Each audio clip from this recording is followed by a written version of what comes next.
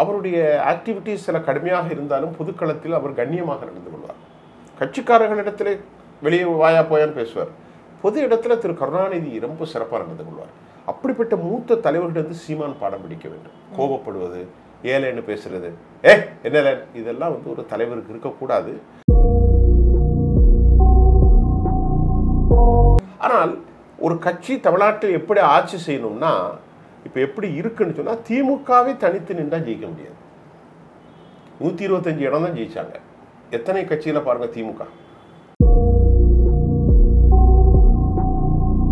இப்போ பிஜேபி எத்தனை பேர் கட்சி சேர்த்துருக்காங்க? யாரெல்லாமோ சேர்த்து வச்சிருக்காங்க. தேவேந்திர குல வேளாளர், மல்லர் சமூகத்தை சேர்ந்த ஜான் பாண்டியன், அப்புறமா பாரிவேந்தர், அப்புறமா ஏசி சண்முகம் முதலியார் கட்சி, இப்படி எல்லா கட்சியும் சேர்த்து பாட்டாளி மக்கள் கட்சி வரைக்கும் சேர்த்து தான் அவங்க 12% வாங்க. கூட்டணி இல்லாமல் ஒரு கட்சி வெற்றி பெற முடியாதுங்கிற லெவல்ல நான் யாரோடையும் கூட்டணி போக மாட்டேன், ஆனால் மைக்கில் மட்டும் மைக் சின்னத்தில் பேசுவேன்னு சொல்றது அது வெற்றி பெறுவதற்கு வாய்ப்பில்லை. சீமான் அவர்கள் இந்த தேர்தலில் ஜெயிக்கிறதுக்கான ஒரு பெர்சன்டேஜ் கணக்குன்னு சொன்னால் எவ்வளோ சார் இருக்கும்னு நினைக்கிறீங்க? ஏன்னா முன்னாடி இருந்த அவருடைய சப்போர்ட்டர்ஸை விட இப்போ கொஞ்சம் அதிகரிச்சிருக்குன்னு கூட சொல்லலாம்ல. ஏன்னா இப்போ இருக்க கட்சிலாம் பார்த்தா ஒன்னொன்று ஒரு பக்கம் போயிடுச்சு, ஒரு பக்கம் ஊழலாக இருக்குது, இன்னொரு பக்கம் ஒரு கட்சியிலேருந்தே 2 பிரிவுலாம் வந்துடுச்சு. ஸோ அதை கம்பேர் பண்ணும்போது நம்ம இவருக்கே ஓட்டு போட்டு போயிடலான்னு சொல்லிட்டு நிறைய யங்ஸ்டர் சப்போர்ட்ஸ் எல்லாம் இவருக்கு வந்துடுச்சு இல்லை. ஸோ இந்த வாட்டி அவர் வந்துருவாரா? சீமானுக்கு இந்த வாட்டியில் இதே பாலிசியில் நின்று அவர் எந்த வாட்டியும் வர முடியாது. அவர் ஒரு நல்ல பேச்சாளர். இப்போ தனிப்பட்ட முறையில் என்னுடைய நண்பரும் கூட என்னோட அவர் பல விஷயங்களில் சண்டை பிடிச்சிருக்காரு. ஒரு விவகாரத்தில் என்னோட கம்ப்ளைண்ட் பண்ணியிருக்காரு. என்ன அதையும் தாண்டி அவர் ஒரு சிறந்த பேச்சாளர். அது மட்டும் இல்லாமல் இன்னைக்கு வரைக்கும் கொண்ட கொள்கையில் உறுதியாக நிற்கிறார். சீமானுக்கு பின்னாடி யார் இருக்கிறாங்கன்னா, இளைஞர்கள் நிறைய பேர் இருக்கிறாங்க. தமிழ் தேசியவாதிகள், கடந்த காலத்தில் திராவிட இயக்கத்தில் ஆழமாக நம்பிக்கை வைத்தவர்களும் கூட இன்றைக்கு சீமான் பின்னாடி போகிறது திமுகவுக்கு வாக்கு வங்கி அரசியலில் ஒரு செட்பேக். அவங்க பிஜேபியுடைய வாக்கெல்லாம் பிரிக்க மாட்டாங்க. அவங்க பிரிக்கிறது அதிமுக வாக்கையும் பிரிக்க மாட்டாங்க. பிரிக்கிறது டிஎம்கே வாக்கு தான் பிரிஞ்சிருக்கு. 6% வாக்குகளை கொண்ட சீமான் இந்த முறை 8% பெறுவார் அப்படிங்கிற செய்திகள் வருது. இவர் 8 பெற்று பிஜேபி 15 பெற்றால் நிச்சயமாக திராவிட கட்சிகளில் இருந்த வாக்குகளில் இருந்து தான் அது பறிக்கப்படும். அதில் எந்த சந்தேகம் இல்லை.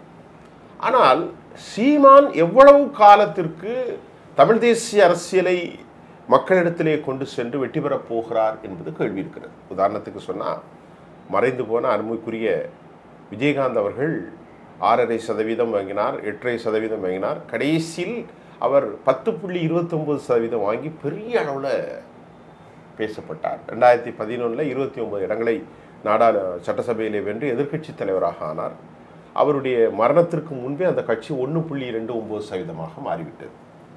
அதே சமயம் 2016 எலெக்ஷனில் கூட்டணி சேர்ந்து 6% வாக்கு மட்டும்தான் வாங்கினாங்க. அப்போது இந்த விதமான ஒரு ஹெக்டிக்ஸ் பரப்புரை என்னால் ஹெக்டிக்னு என்ன சொல்றது, பரபரப்பான சில செயல்பாடுகளின் மூலம், சீமானின் செயல்பாடுகளின் மூலம் இளைஞர்கள் ஊக்குவிக்கப்படுவார்.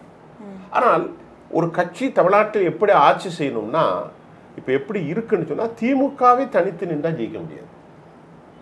125 இடம் தான் ஜெயிச்சாங்க.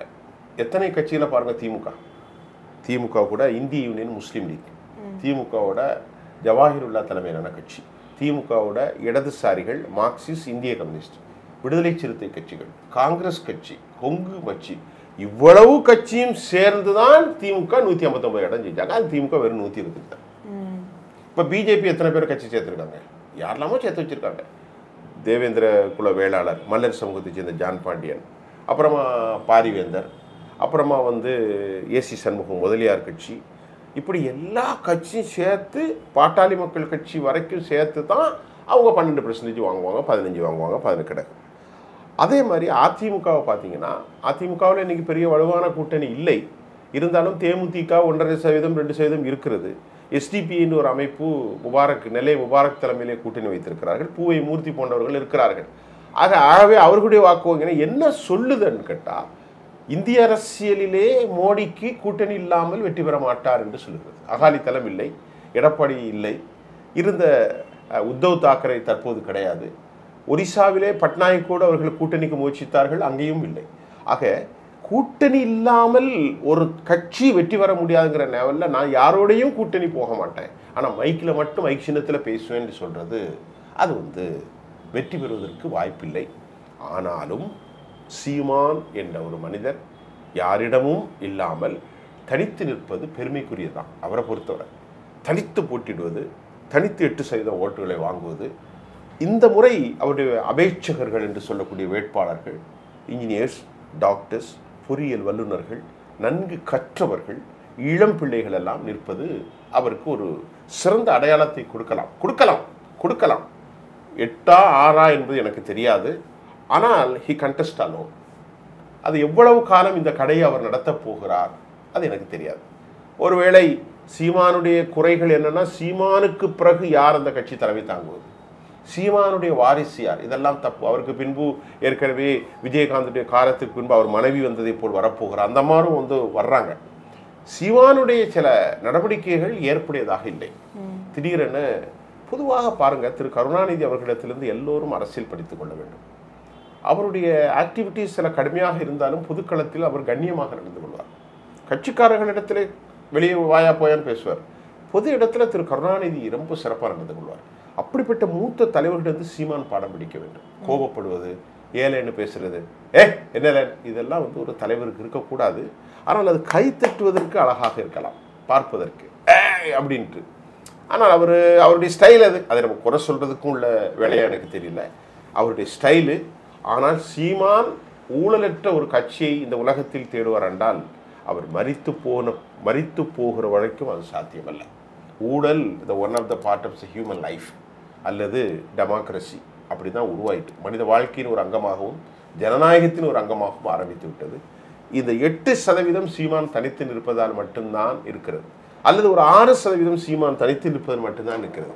ஒருவேளை சீமான் திராவிட இயக்கங்களோடு அல்லது தேசிய இயக்கங்களோடு கூட்டு சேர்ந்தால் அவருக்கு பெரும் சரிவை கூட ஏற்படுத்தலாம். இதை உணர்ந்துதான் அவர் அப்படி செயல்படுகிறார் என்று நான் நம்புகின்றேன். அதற்காக அவருக்கு ஒரு சில பெரிய நன்மைகளும் கிடைக்கும். பல கட்சி நடத்துவதற்கான வருமானங்கள் அவருக்கு உண்டு. அவரை ஆதரிக்கக்கூடியவர்கள் இங்கு மட்டுமில்லை, சர்வதேசத்தில் இருக்கக்கூடிய உலகத் தமிழர்கள் பலரும் நன்கொடை கொடுப்பதாகவும் சொல்லப்படுகின்றது.